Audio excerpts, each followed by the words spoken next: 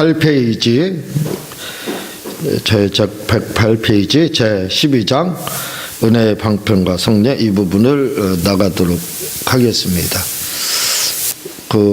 원래 이 날씨라는 것이 겨울 날씨는 북극의 얼음하고 이렇게 관계가 되어 있습니다. 그래서 제트기류라고 하나요? 북쪽을 둘러싸고 있는 것이 있는데, 이것이 북쪽의 얼음이 녹으면 이게 와해가 돼요. 그래서 그 추위가 이제 남쪽으로까지도, 우리나라까지도 밀려오는데, 그 사이에 그렇게 되면 북극이 얼어붙거든요. 그러면 얼어붙으면 이게 날씨가 원상태로 돌아와요. 그런데 이게 원리거든요. 이게 원리인데, 이게 깨지게 되면 새로운 원리가 적용이 되는 건데, 그 원리 중에 하나가 뭐냐면 새로운 빙하기가 오게 돼요. 빙하기가. 근데 이 사람들이 이제 온난화 현상 때문에 이 날씨가 이제 이렇게 추위가 밀려온다고 그러는데, 학자들 간에는 꼭 그렇다고는 이야기하지 않습니다. 무슨 말씀이냐면,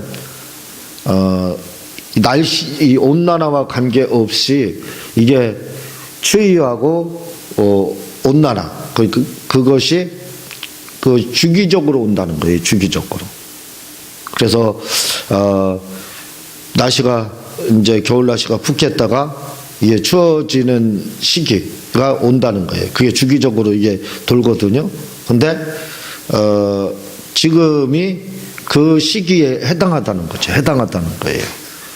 그것더러 이제 하나의 우리가 영화에 나오는 그런 빙하기가 아니라 어떤 신빙하기라고 이야기를 하는데, 그렇게 이렇게 되어갔거든요. 그런데 이번에 날씨가 영하 17도까지 막 올라갔잖아요.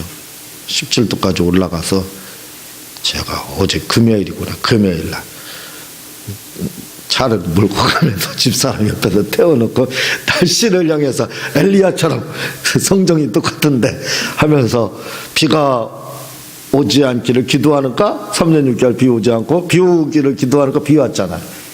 근데 예수 믿는 사람들이 예수님의 이름으로 선포해서 이런 일들이 굉장히 많아요.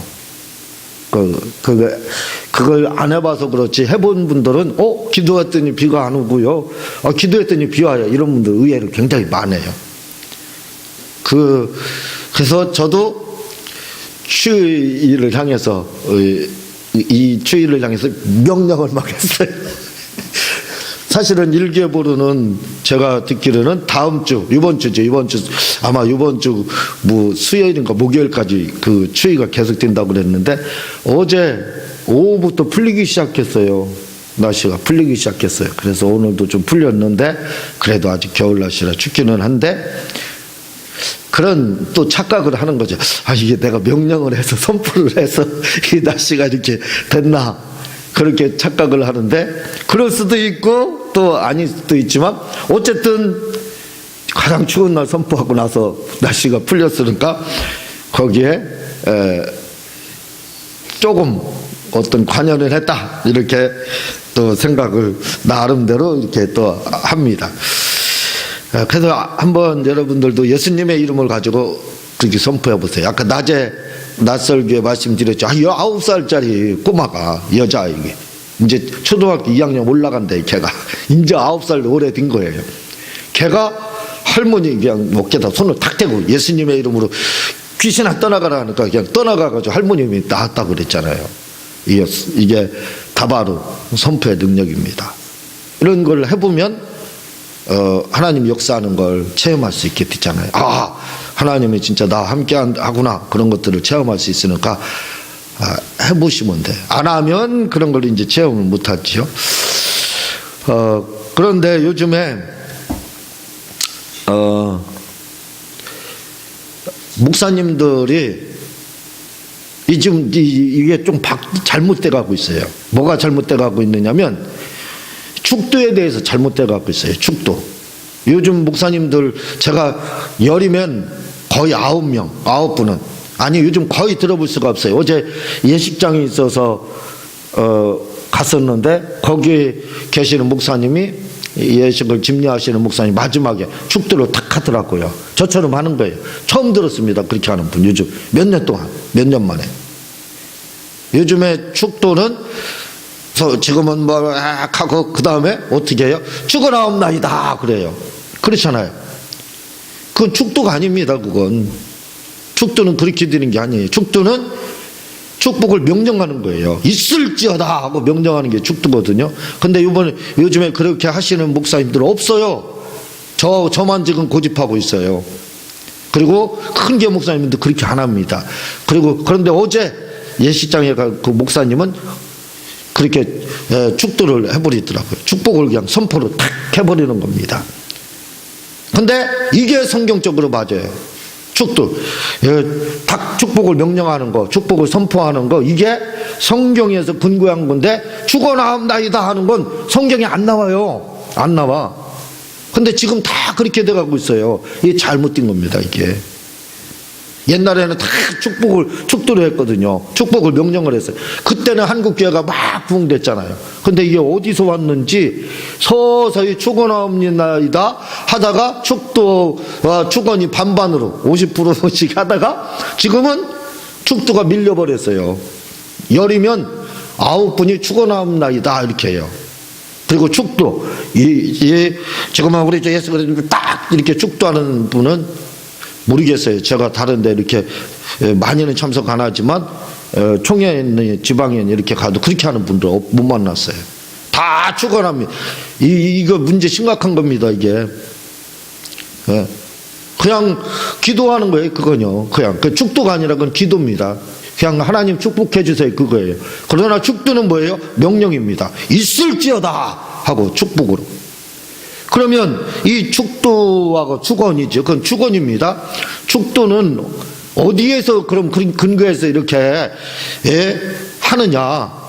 이 하나님의 말씀을 제가 말씀드렸지만 우리는 하나님의 말씀을 그대로 믿어야 돼요. 근데 요즘은 안 믿으려고 사람들이 노력을 굉장히 많이 합니다. 축도도 바로 안 믿으려고 해서 축원을 하는 거예요. 안 믿어요, 안 믿어. 이게 어디에서 유래가 됐는지도 모르는가? 이 어디서 유래가 됐는지 모르는가? 그냥 저 큰 교회 목사님, 존경하는 목사님 축원을 하네? 그냥 하는 거예요. 그렇게. 오래 신앙생활 해보신 분들은 알지만 불과 20년 전만 해도 축원이라는 거 없었어요. 다 축도였지. 근데 요즘은 다 축원입니다. 이 잘못됐어요. 크게. 이 바로 잡아야 됩니다. 축도로 해야 돼요. 축도. 명령을 해야 됩니다. 이게 어디에서 근거를 하냐면 서신서의 특징을 보게 되면 바울 서신서는요 다 축도로 끝납니다. 다 축도예요. 다 축도. 그리고 다른 서신서를 보면은 그냥 안부 인사로 끝납니다. 그래서 바울 서신서는 전체가 다 로마서부터 끝에 마지막 절 다 보세요. 다 축도입니다. 뭐뭐 있을지어다 하고 다 축도해. 바로 바울 사도로부터 유래가 됐어요. 성경이 나와 성경으로부터 유래된 겁니다. 그 중에서도 고린도후서 13장 13절을 기준으로 하고 있어요. 여기서 축도가 나온 겁니다. 고린도후서 13장 13절. 주 예수 그리스도의 이때가 읽어드릴게요. 주 예수 그리스도의 은혜와 하나님의 사랑과 성령의 교통하심이 너희 무리에게 함께 있을지어다 이렇게 끝내요. 여기서 축도가 유래된 겁니다. 그런데 지금 이 말씀이 다 사라졌어요. 있을지어다. 너희 무리와 함께 있을지어다. 성령의 교통이 이렇게.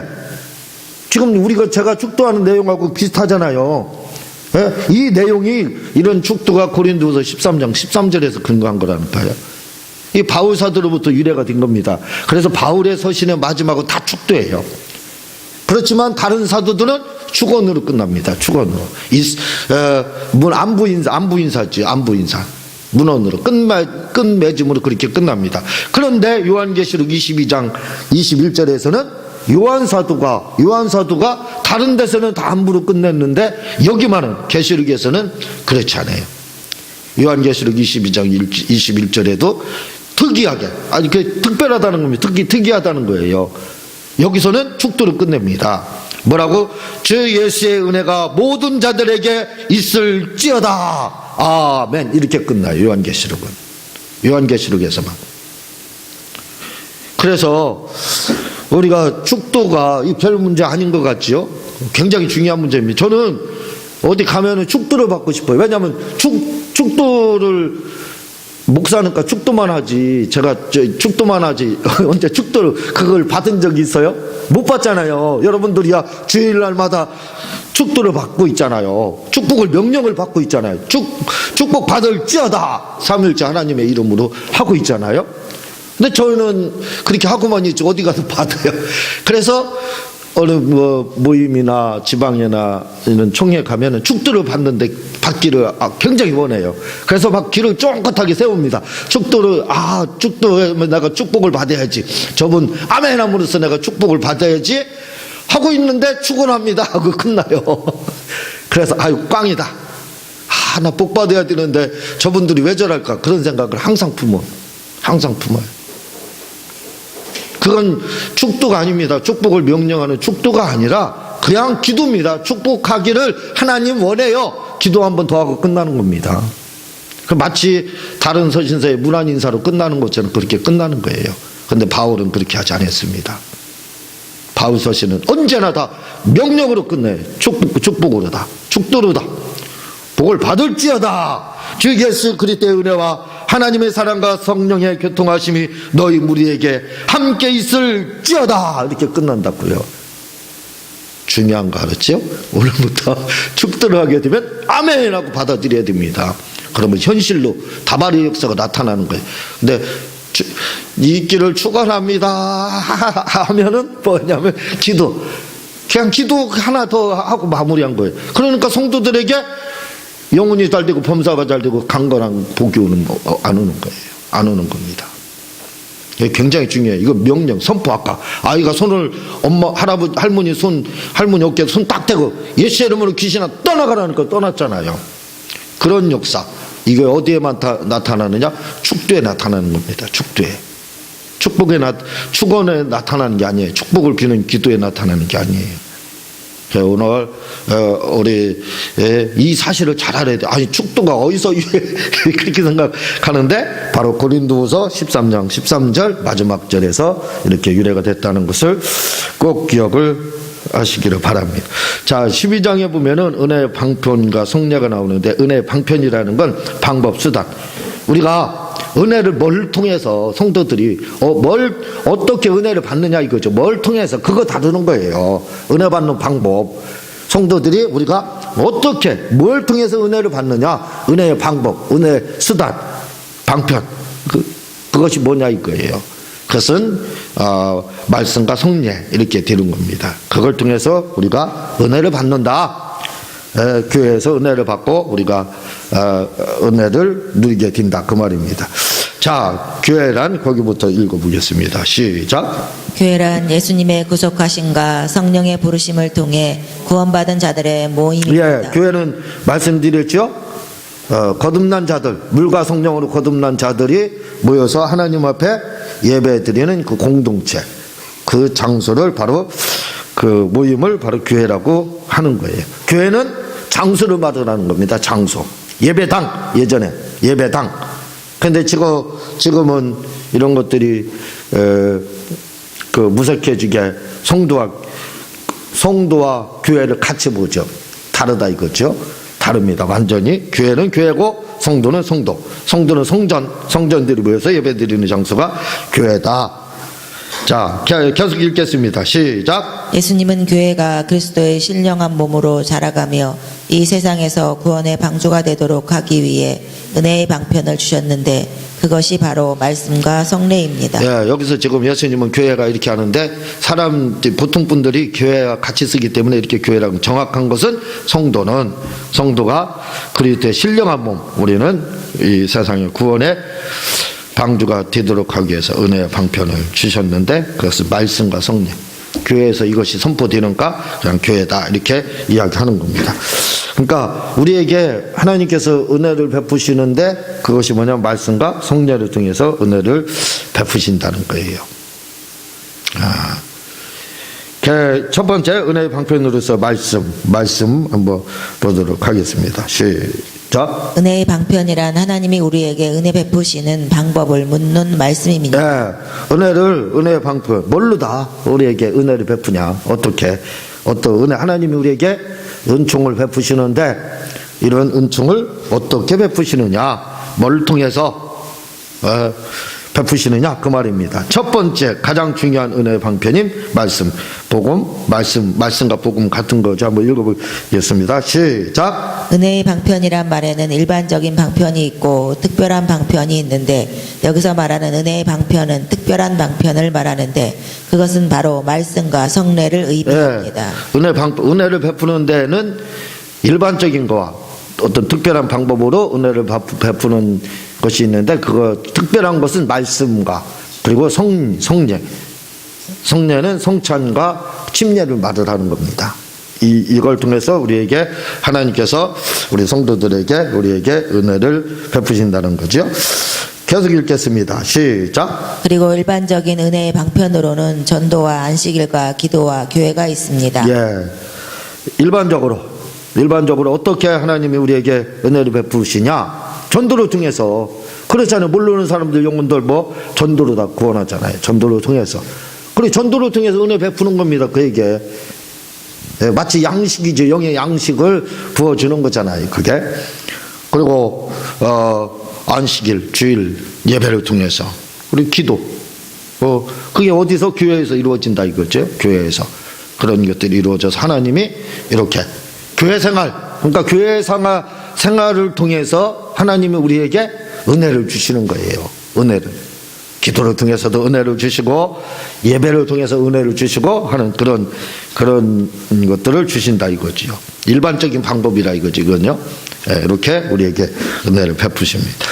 계속 읽겠습니다. 시작. 다시 말해 일반적인 은혜의 방편이란 어떻게 해서 성도가 예수를 믿고 구원을 받는가 하는 것인데 이는 전도를 통해 예수를 믿는 것을 말하고 전도를 통해서요. 보통 처음에 은혜를 베푸는 방법은 전도다 이거죠. 그래서 전도를 통해 또 계속 읽겠습니다. 시작. 또한 이렇게 예수 믿은 자가 은혜를 지속하는 데는 기도 생활과 교회를 가까이 하는 것과 주의를 거룩하게 지키는 것으로 된다는 것입니다. 이렇게 은혜를 처음에 입은 사람, 전도를 받아서 은혜를 받은 사람들이 그 은혜를 지속하려면 어떻게 해야 돼요? 기도 생활 알죠. 기도 생활. 오늘 말씀드린 것처럼 고넬료처럼. 참 고넬료는 대단한 인물입니다. 잘 알지도 못하면서 막 기도한 거예요. 오직 답답했으면 하나님이 그냥 천사를 딱 보내줘가지고 고넬료에게 야, 너 그렇게 하면 안 된다. 베드로를 통해서 너 제대로 알고 제대로 기도하라. 굉장한 인물이죠. 모르면서도 그렇게 하나님께 기도했다는 거예요. 이 기도 생활 계속 가야 됩니다. 지속해야 돼요. 근데 자화자찬이 되면 안 돼. 자화자찬이 되면 안 되는데 모르겠어요. 제가 이렇게 주의를 들려보면은 저처럼 막 지속적으로 기도 생활하는 분들 대전 성모교회 김석삼 목사님 외에는 제가 거의 못 들어봤어요. 거의 그분도 하루에 2시간 기도, 그 자정 기도를 그분이 계속 저녁 12시부터 2시까지 이렇게 하셨는데 지금도 그렇게 이제 기도 생활을 하시는데 저처럼 막 34년을 하루에 2시간 반에서 3시간을 꾸준하게 비가 오나 눈이 오나 벼락이 치나 할 거 없이 이렇게 하는 분들은 많지 않아요. 근데 이 기도 생활이 굉장히 중요합니다. 고넬료도 그 기도 생활 했잖아요. 그래서 생짜가기도 기도 생활을 하니까 하나님이 천사를 막 보내주시고 했잖아요. 다 기도 생활을 하고 있겠지만 주님이 그렇게 말합니다. 시험에 들지 않게 기도해라. 1시간. 그렇죠. 1시간 기도. 시험에 들지 않게 1시라도 깨어 있을 수 없느냐. 그게 1시간이라는 뜻이거든요. 그러니까 1시간 기도를 하야 성도들이 시험에 들지 않게 돼 있어요. 그 이상을 하야 뭔가 주님과 누림이 됩니다. 그래서 기도 생활을 우리가 꾸준하게 해야 되고 주일날 주님의 날이잖아요. 주님 만나는 날, 주님의 날이니까 그날 지키는 게 주일, 이런 것들을 우리가 끊임없이 하야만 거기서 은혜를 더 우리가 충분하게 받아 누릴 수 있다는 겁니다. 자, 계속 읽겠습니다. 시작. 일반적으로 은혜라는 말은 중생케 하시고 우리를 성화시키시는 하나님의 사랑을 말하는 말입니다. 예, 우리를 자꾸 성장시키고 하는 그게 뭐냐면 하나님의 은혜, 그게 하나님의 사랑에서 비롯된 거지요. 그러니까 하나님의 사랑을 먹는 거, 그게 은혜입니다. 하나님의 사랑을 우리가 어떻게 먹을 수 있느냐, 그 어떻게 받을 수 있느냐, 교회 생활, 기도 생활, 뭐 그런 거죠. 주일 예배를 통해서 하나님의 사랑을 우리가 받을 수 있다는 거죠. 먹을 수 있다는 거죠. 계속 읽겠습니다. 시작. 또한 특별한 은혜의 방편이 있는데 천주교는 성례를 중요시 여기지만 기독교는 말씀을 중요시 여깁니다. 네. 천주교는 성례를 굉장히 중요시 여깁니다. 의식적 행위를 굉장히 중요시 여기지만 우리는 그보다는 말씀을 통해서 은혜를 받아야 된다. 이게 많이 달라요. 그들은 성례를 통해서 받기 때문에 잘못을 해도 성례 받으면 다 해결된 걸로 그렇게 알고 있어요. 그렇지 않다 이거죠. 우리는 오직 말씀을 통해서, 성례도 중요하지만 말씀을 통해서 우리가 변화가 와야 된다 이거죠. 또 은혜를 받아야 된다 이거죠. 계속 읽겠습니다. 시작. 즉 기독교는 말씀을 통해 성도가 하나님의 은혜를 받고 지속하지만 천주교는 성례를 통해 이런 하나님의 은혜가 지속된다는 것입니다. 성례를 강조하죠. 성례를 통해서 그게 사람이 그럴 수가 없죠. 그 말씀을 통해서 은혜를 받아야지, 그렇지 않고는 변화가 쉽지가 않습니다. 그렇지만 성례도 굉장히 중요하다 이거죠. 계속해서 읽겠습니다. 시작. 그래서 기독교는 말씀을 중요시 여기고 천주교는 의식을 중요시 여기는 것입니다. 의식을 천주교는 중요시 여기지만 우리 기독교는 말씀. 그러니까 이 말씀에서 은혜를 받지 못하면 안 돼요. 무조건. 이게 말씀에서 은혜를 받지 못하면 곁길로 가게 돼 있어요. 하나님 말씀. 그래서 꼭 그래서 큐티도 생활해야 되고 매일같이 말씀을 묵상을 해야 됩니다. 그리고 하나님의 말씀을 아까 선지자를 신뢰하는 마음으로다. 그렇게 하면 형통이 찾아온다 이렇게 이야기했잖아요. 그런 것처럼 하나님의 말씀에 우리는 관심을 많이 가져야 됩니다. 궁금증을 많이 가져야 돼요. 그래야 신앙의 성장이 올 수 있어요. 자, 다음 시간에 계속해서 말씀과 성경 나가도록 하고 제가 기도하고 주님 가르치신 기도로 마치도록 하겠습니다.